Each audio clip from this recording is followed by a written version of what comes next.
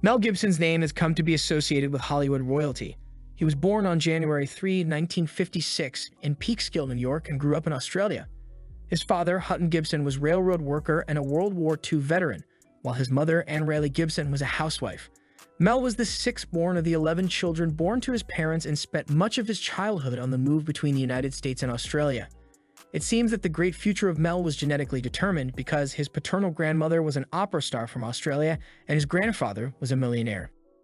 From a young age, Mel had shown a great interest in the arts and took up acting while in high school. However, when he moved to Australia with his family, that's when he began taking acting more seriously. When he was cast in a school production of the play Romeo and Juliet, this experience inspired Mel that he even began taking part in productions for local theaters. His sister saw how much he liked acting and pranking people, so she took it upon herself to make an application for him at the National Institute of Dramatic Art in Sydney. Mel wasn't so much thrilled since on the previous day before the audition he got drunk and roughed up, hence didn't look so good when he appeared for the audition. To his surprise, the auditioners liked the look and admitted him immediately. They saw potential in him despite his lack of enthusiasm and the bad first impression he had made. Among the friends he made there was future Oscar winner Geoffrey Rush. While still a student, Mel appeared in his first movie, Summer City, but he only earned $400 right after graduation, and since then he started receiving offers for roles in movies as well as an invitation to join the National Theatre Company. In 1979, he got a role in the widely renowned Australian movie Tim, in where he played the role of a mentally challenged man who falls in love with an older woman. The movie was a huge success. It got good reviews, earning Gibson his first nomination for the Australian Film Institute Award for Best Actor. Around the same time, Gibson was also cast in his first leading role in the cult dystopian action film Mad Max, directed by George Miller. The movie was a huge box office success and generated several sequels. Gibson's portrayal of the titular character, Max Rokitansky, earned him widespread recognition and established him as a rising star in Hollywood. Fate gave Mel one gift after another, and this time he got lucky in his personal life. He met a charming dentist assistant, Robin, in Adelaide. The actor had gone there touring with the theater, but there was also an alternative version, according to which they met with the aid of a dating agency. Perhaps he had to use the services of the professional matchmakers because as a young man, Gibson battled a sense of inadequacy. He had a lot of short-lived love affairs.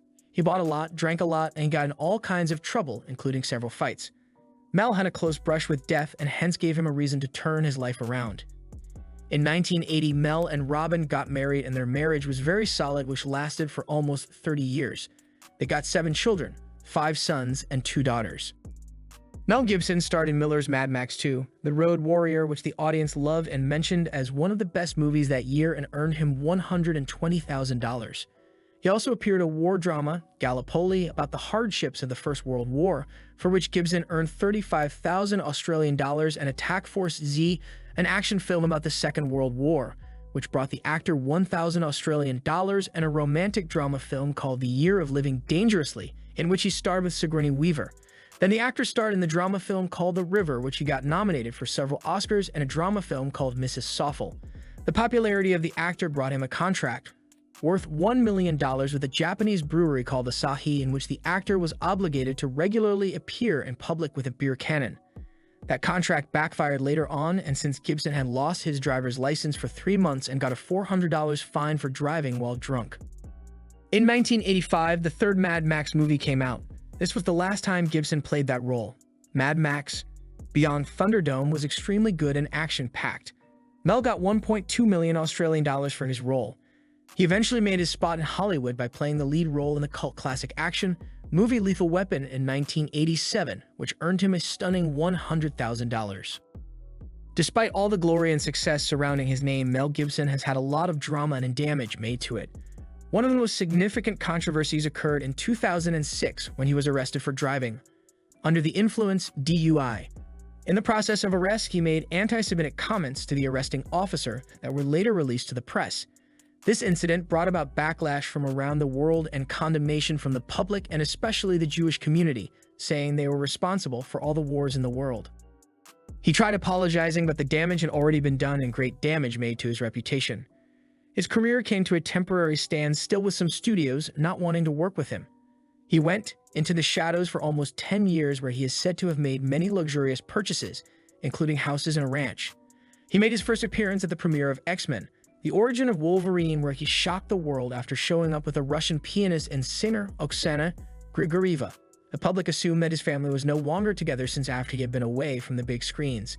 After the news and finding out they had been 4 months pregnant, Robin filed for a divorce and got half of Mel's net worth.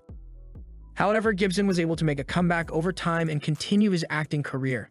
Mel Gibson is well known for his views and his hardline stance on many matters. He has expressed anti-gay sentiments in the past and has been called out for making homophobic comments. In 1991, during an interview with Spanish newspaper El País, Gibson said that he believed homosexuality was a sin and he would not hire someone he knew as gay. He also stated that he did not believe in marriage between people of the same gender. In 2008, Gibson made disturbing remarks regarding women during a press conference for his movie Edge of Darkness. A reporter asked him about allegations of violence against women that had been made against him in the past, and he responded by saying, "I think you need to put it all in the proper context of being in an irrationally heated discussion at the height of a breakdown. Try and get out of a really unhealthy relationship." In 2010, he also made a statement saying that he was against abortion as it was a form of murder. Gibson was caught in yet another scandal when various tapes were released where he was heard making racist and sexist remarks to Oksana Grigorieva. The tapes contained threats and censored language directed towards Oksana, and this led to Mel being accused of domestic abuse. They were played on several news programs where many celebrities and the public as a whole condemned and shunned his behavior. He was criticized and boycotted by many in the film industry. Mel also got into a custody fight with Grigorieva over their daughter. In response to all this, he made a public apology, where he admitted that his controversial comments were uncalled for and expressed deep regret for the pain he had caused. Gibson, however, never recovered from the scandal since the damage had already been done. Despite all the negative controversies, Mel beat the odds when he made the film The Passion of the Christ. As much as people praised it for perfectly portraying the sacrifices and suffering of Jesus, others criticized and condemned it for its graphic and violent depiction of his crucifixion. The most contentious elements of this movie were the so-claimed anti-Semitic portrayal of the Jewish characters. Many argue that the film promoted the ideology that Jews were responsible for the death of Jesus, which perpetuated hurtful stereotypes and contributed to anti-Semitism. The controversy intensified more from the use of Aramaic and Latin dialogue and showing Jesus as a white European. Most religious deity and scholars could argue that this was wrong and culturally insensitive. All in all, the film The Passion of the Christ became a commercial success and one of the highest-grossing R-rated films.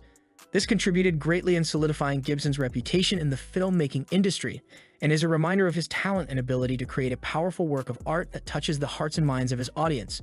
His powerful portrayal of Jesus' suffering and sacrifice has made a significant impact on the religious community.